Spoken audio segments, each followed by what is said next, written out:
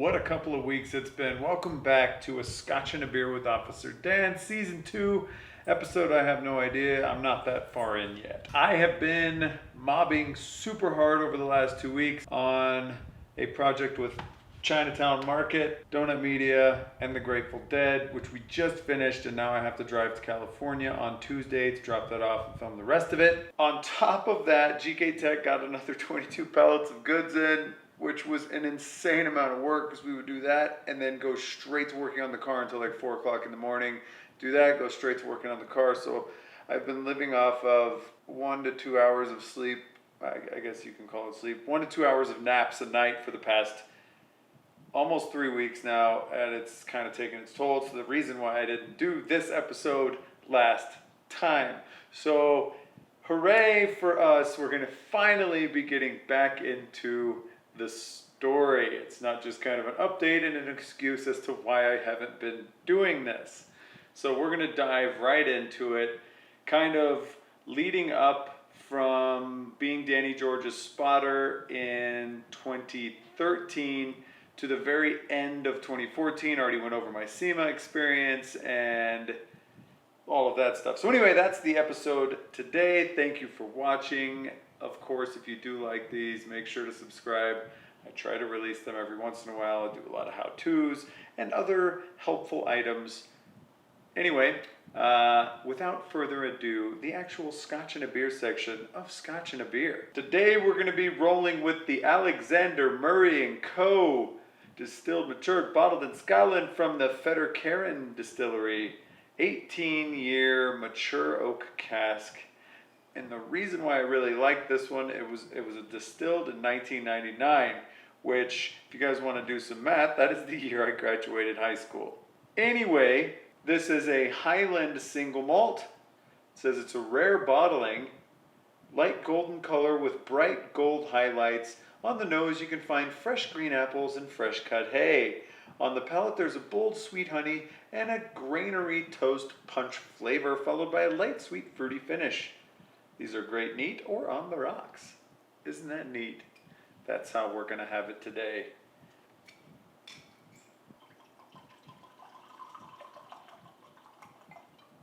Hell of a pour there, Dan. Super light, super fruity. I think I'm really going to enjoy this one because it's summertime. It's like 98 degrees outside, and I'm relaxing in my Hawaii garb, pretending I was there because we can't do any kind of traveling. Thanks, COVID. Okay, so this one by far is the sweetest Scotch I think I have ever tasted. If you do not like hard alcohol and you wanted to give single malt a try and have a very, very, very sweet, sugary, fruity, fun flavor, give this Fettercairn 18-year a try. I think that the aftertaste, the initial taste, there's no hard bite of alcohol in it. It doesn't taste like a cigar butt. It just tastes like you're drinking alcohol apple juice. And it's great. I love this. This is perfect for this weather. It's perfect for doing Scotch and a beer. And for the beer, I always seem to end up with some sort of pale ale in my refrigerator. Lots of people come over, people bring beers for stuff, and I always end up with these beers sitting in my refrigerator until more people come over and drink them, and sometimes they don't, and I have to dispose of them properly without pouring them down to drain, which is what I would normally do. So this is the Lewis & Clark Brewing Company Prickly Pear Pale Ale, brewed with real prickly pear cactus. Now, the Michelob Ultra Prickly Pear is one of my favorite beers that doesn't require any effort to drink. It's not heavy, and it's an ultra, so it's not going to make you fat. This, on the other hand, is a pale ale, so it's going to taste like a pine tree mixed with a cactus. And that's exactly what it tastes like. Although the cactus kind of subdues some of the bitterness of the pale ale. I guess it's not the worst pale ale I've ever drank, but I still wouldn't go out and buy one.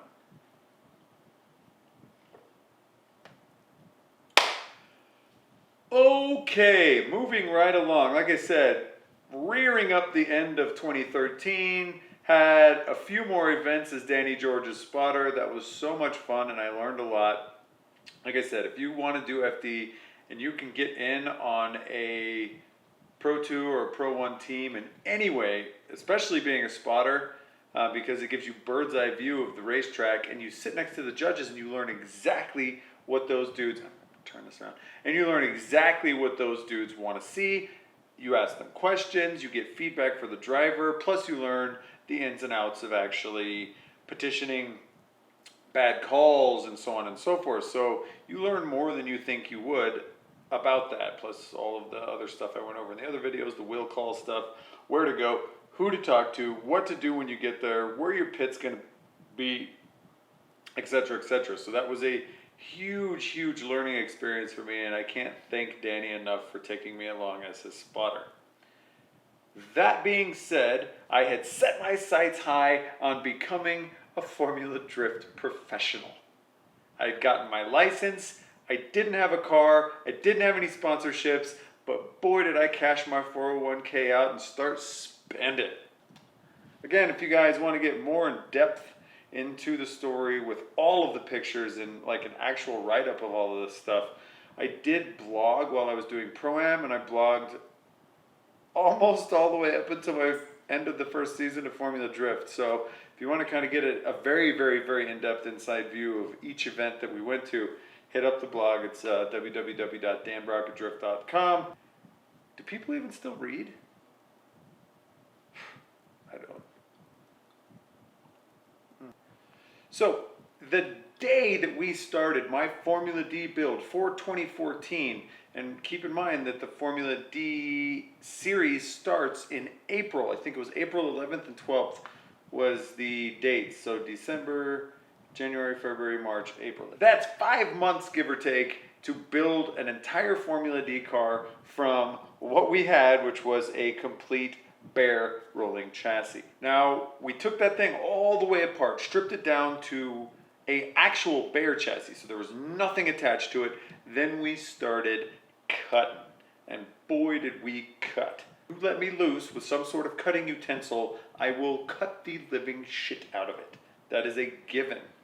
I am a ruiner of things, obviously, and this thing was fully ruined when I was done with it. Cut out wheel wells, cut out spare tire wells, cut out package trays, cut out front radiator support, cut out rear taillight surrounds, cut out basically everything. We took off 47 pounds of metal from that car, which is a lot considering that metal is super thin. Once everything was cut up and or off of the vehicle, we put it on a trailer. Actually, we pushed it up onto a trailer and we brought it off to get sandblasted. Now, sandblasting is a really good idea if they use a very fine media and it just kind of takes off all the paint. The sandblasters that we used looked like they used like lava rocks to take the stuff off, because when we got it back, it was extremely rough to the touch. Like if you rubbed your skin on it or you rubbed your shorts or shirt on it, it would get caught and pull the stuff out or take some of your skin with it. So it was super rough. I kind of regret doing that. We would have been better off just going over it with some 40 grit sandpaper. Now, a lot of these clips I am going to be kind of interjecting through the next basically 14 episodes of Scotch and a Beer were all lovingly crafted, curated, conceived, created, and executed by one of the most, I think, influential people in my drifting career, and that would be Jesse Wood, formerly known as jwoodmedia.com, and I'll explain that in the next episode when we go over Long Beach. Jesse and I, as I said in another Scotch and a Beer earlier on, met at a Hooters car show when I was still running Pro-Am, and I walked by and said, "That's one bad Beetle," and went about my business in the car show. And then afterwards, Jesse said, "Well, what car are you in? Can we film it?" And I was like, "Well, I wasn't allowed to be in the car show, so I parked next to the car show. But yeah, let's go film my car." And Jesse came over, filmed the car a little bit. Then he showed me the video, and it was phenomenal. Like, it was one of the best car show videos I'd ever seen in my life. And I was really happy because I had given Jesse a drift flyer, which is why I was at the Hooters car show in the first place, was handing out flyers to the drift events. And Jesse was like, yeah, I'll show up. And the next event that we were having was No Coast 1. And so Jesse came out, threw the freaking dick down, and created one of the best drift event recap videos on the planet. Like, I know there's a lot of really good videos out there, but for 2010, this one was mind-blowing. Jesse was still in college. Jesse was in his early 20s.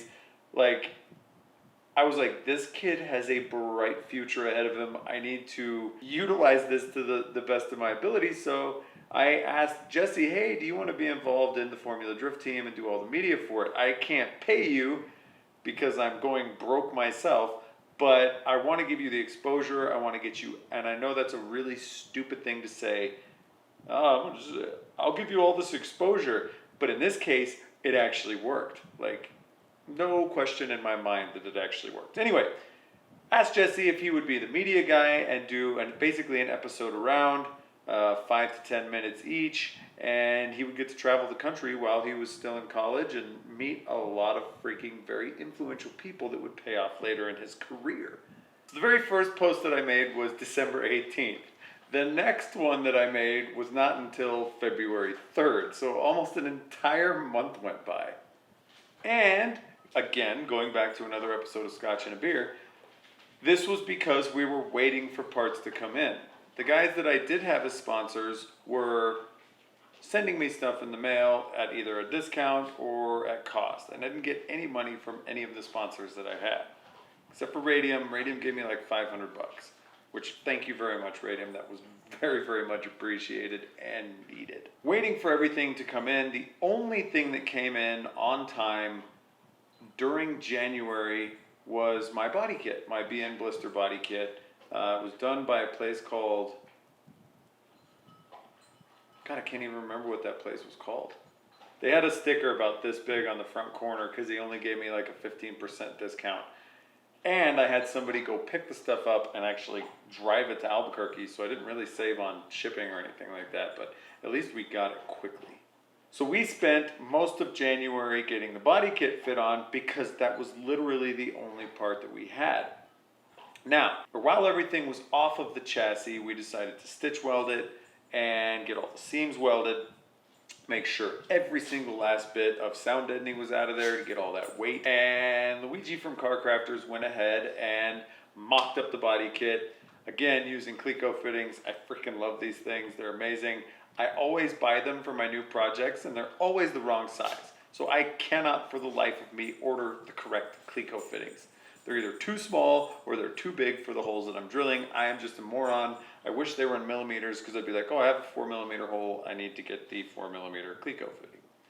Anyway, that's neither here nor there. And per my blog, Danny George is the one that picked it up from the warehouse, and Travis Avery from Colorado was kind enough to scoop it for me and actually bring it to New Mexico. So again, drift dudes are awesome. Now, for those of you that don't know, the BN Blister Kit knockoff was what I had on my original Pro-Am car, the one that I flipped in Motorcycle versus Car Drift Battle 2.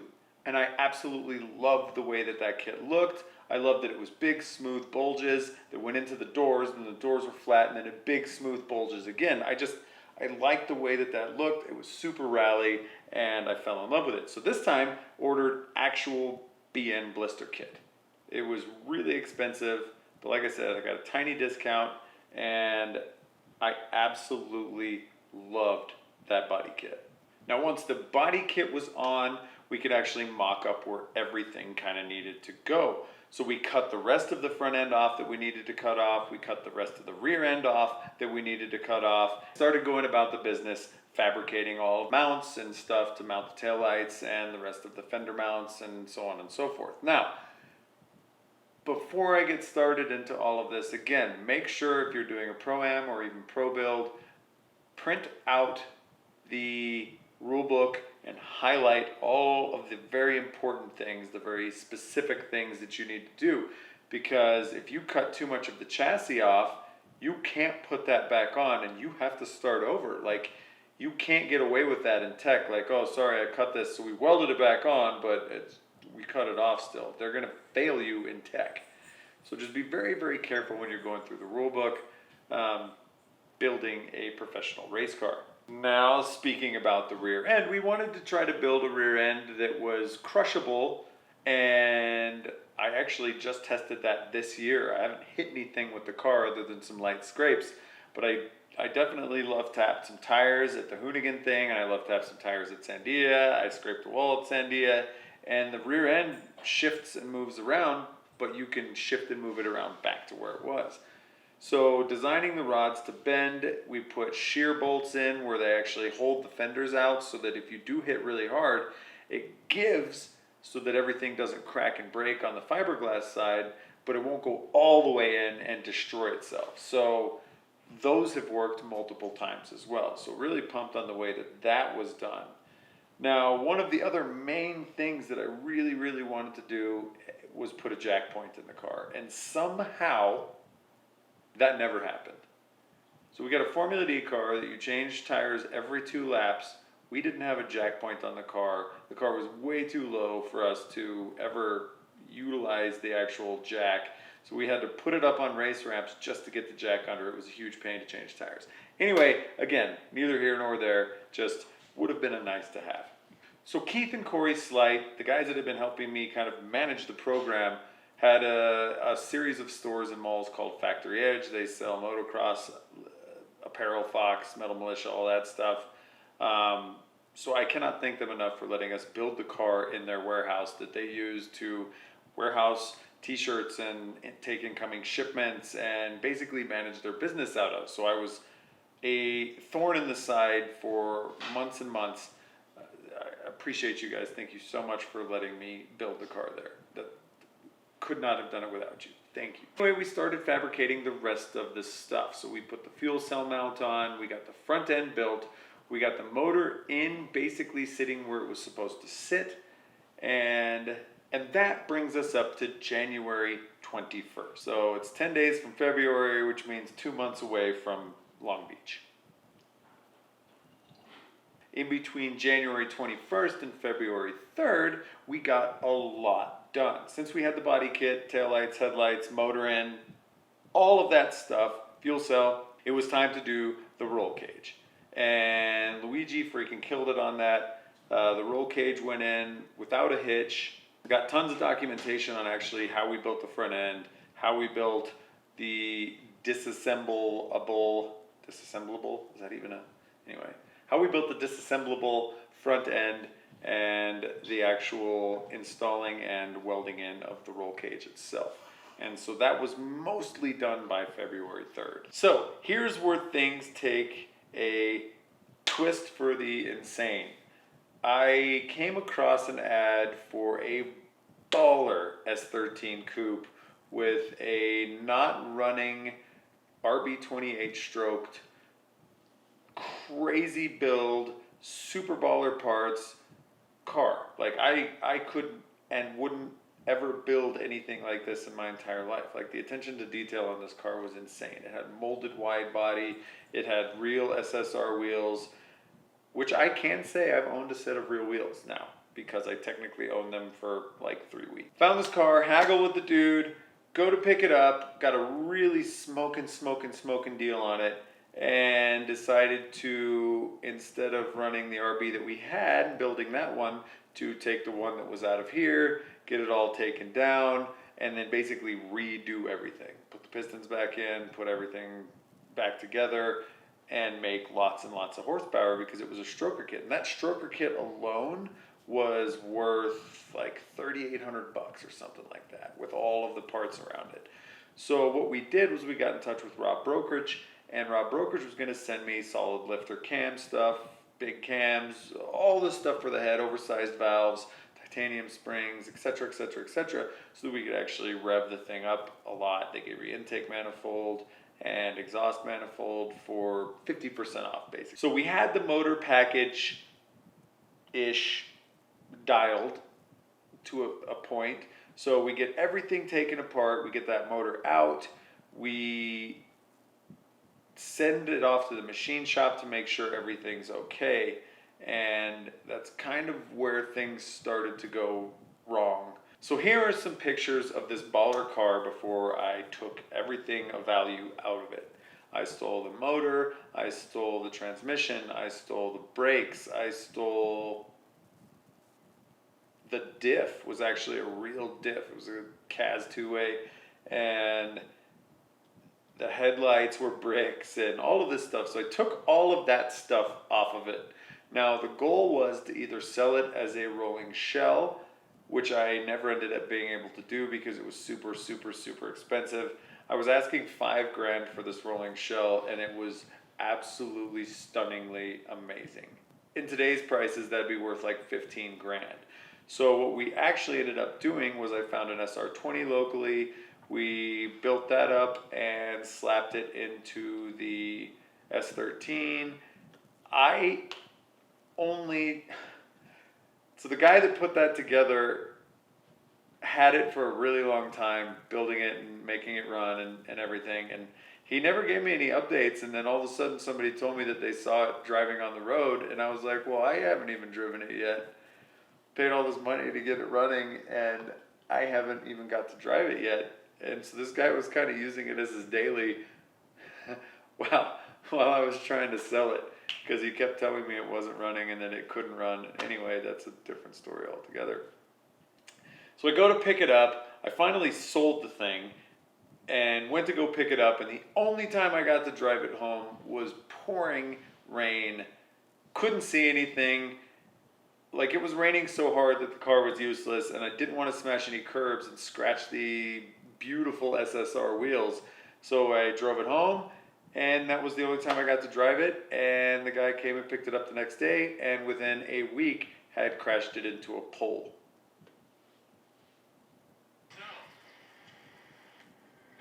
So the guy that sold me the car's name was Erik, and it's funny because we would actually end up meeting up with him in Hawaii, and he let me onto the military base. So strangely enough, bought the car from him, and fast forward years and years and years into the future, still friends. He showed us around a military base I lived on when I was a kid. Anyway, that's a side note, but still a cool one nonetheless. Also, kudos to Erik for building such a rad car. So we get that car sold. I make a bunch of my money back, like way more than I paid for the car back, which is great because I needed that cash injection to finish the build of my car. So it was super important that that plan actually worked. I spent way more money than I should have on the car to get it. And like I said, I still got a good deal on it, but I was just hoping and praying that I would be able to sell it for what I wanted after we took all the parts we needed off of it. And it did. It worked out, and that car sold, but unfortunately got wrecked within a week of it selling. But that's fast forwarding quite a bit into the story. I don't think that that car sold until 2 or 3 months after my first round of FD, which again was a great cash injection that was very much needed. So on the 9th of February, I have another update where we had put the rest of the roll cage in, and we started doing all the cool guy get nuts lab style dimple dyes on basically everything. We bought a dimple dye set, we went a little bit nuts, and literally dimple dyed everything that we possibly could. It's a cool process, cool to learn how to do it. Is it worth it? Sure, I guess. I don't know. Is it worth it? Are dimple dyes worth it? They definitely look cool. jwoodmedia.com snapped all of these legendary, super dramatic pictures. Again, just a testament to his skills. Makes the mundane look amazing.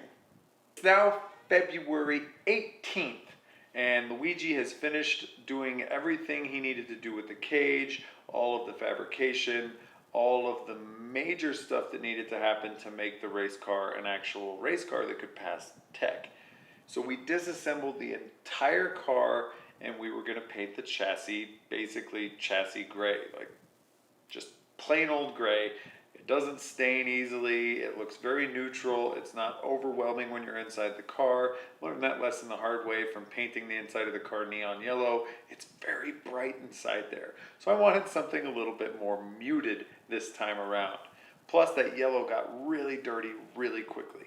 The gray hides a lot of that. So we decided to get a single stage paint that I bought off of eBay, and we took it over to Luigi's dad's shop. Huge thanks for him to letting us do that. And we basically fish hooked the car up onto a gigantic hoist, and Luigi sprayed the entire car that way. Again, Jesse getting those absolutely stunning shots that you see right here in front of you.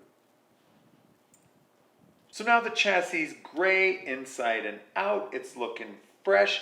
It's a little bit rough, like I said, because of the bead blasting that was done on it, but it's smooth enough to put a wrap on, and that's really all we could care about. Nobody was ever going to see the paint. They were only going to see the wrap, and the wrap would hide all of those blemishes and or anything else in the paint that you could see if you actually cared. Now, at this point, Luigi had dropped off the engine at the very beginning of the season to his machine shop, and his machine shop still had it. At the end of this blog post at March 26th, we still did not have my stroker motor. The machine shop had been slacking. We told them the dates that we needed it by. It's now basically 12 days until Formula D competition, and we do not have the stroker motor in the car. It's just not going to happen. There is absolutely no way that that machine shop is going to get things done in time. I'm freaking out. I'm going to be entering into Formula D competition with people pushing my car at this time because I don't have a motor.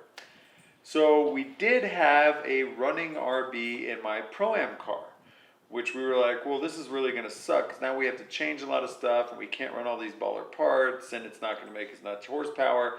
But we figured putting a motor in the car and showing up would be much, much better than not showing up at all and waiting until the next round to actually make things happen. So that's what we did. We took the motor out of my Pro-Am car, which again, we're just band-aiding things already and we haven't even started the season yet. Lesson learned, if you have to start doing that, just stop. Just quit while you're ahead and postpone until the next year when you have all of your ducks in a row, because it is just a gigantic snowball that turns into an avalanche after like 4 days of being into it. So just stop yourself. Do it properly. So we take the running motor out of my Pro-Am car, which I also never wanted to do because I wanted to sell the Pro-Am car as a running car. I had to rewire everything because it was a little bit different. I think I had a Series 2 and that was a Series 1, so there was complications with that. And the wiring harness wasn't working with the new injectors and the new, it's, like I said, huge pain to make that happen, but that was the only way we were going to have a running car. On March 22nd, we got a huge package from Radium Engineering, so the entire fuel system had arrived finally, and we were at least able to get the car running. On March 26th, we had all of the Radium stuff installed, looking baller, looking beautiful, and we actually fired the car for the first time. Didn't run well, but at least it ran with a motor in it. Not the correct motor, mind you, but a motor. And that motor being at that machine shop will come into play in the next episode very, very heavily. Because the original plan was to do Long Beach with this motor, get that motor back, build it before the car goes over to the East Coast swing, because after that, we wouldn't have access to it anymore, period. So we had to have everything done, basically waiting for us after Long Beach, put it in, get it going, then head off to Atlanta. That was the goal, and that definitely did not happen. Now, luckily, we were able to bring the car over to Car Crafters, and Car Crafters were the guys that basically rewired the entire thing. Foxy from Car Crafters did all of the tin work on the car, and the tin work inside my car, if you haven't seen it, it looks so factory, it's unreal. So he did all of the tin work, all of the ducting for the radiator, all of the shrouding for the radiator hoses that run through the inside of the car, because Protect, that has to be covered. If you ever see my car at an event, check out that actual tin work, and it is unreal. It looks absolutely outstandingly amazing. It's all rib nutted, it's all quick releases, It's fantastic. So Foxy and Car Crafters got that done. They did all the wiring harness, so big thanks to Jim for letting that happen at his shop while he was doing stuff, like always. So the current sponsors that I had for this car, and I'm going to read this off so I don't get it wrong, would be Factory Edge Clothing, 213 Graphics, Hankook USA Tires, Rob Brokerage, Status Racing, Radium Engineering, Turbo by Garrett, Motiva, Turbo Smart, Spec, Car Crafters, Melon Hats, and Whiskey Garage, of course. So those were the actual sponsors that would be on the car as logos as part of the livery. Now by Friday, March 28th, we had all of the interior done. The dash was done, all the gauges were in and mounted, wired, everything that needed to happen with that. The ECU went in, the hydro e-brake was in, and this is the point where I still had no suspension on the car whatsoever. So this is how I kind of alluded to this in some of the other Scotch and a beers. I was supposed to get basically 2 of everything to run Formula Drift from GK Tech. And it was now less than 10 days away from competition, and I had no suspension whatsoever. And I was like, hey dudes, we're kind of leaving for Long Beach in like 14 days. I was wondering if the suspension was ever going to get here. To which GK Tech responded, oh, sorry mate, our warehouse got stolen by somebody else, basically hostile takeover, and I literally physically can't ship anything to you. I'm super sorry. Unfortunately, this is way out of my control. The police and the courts are handling everything from here. I'm sorry.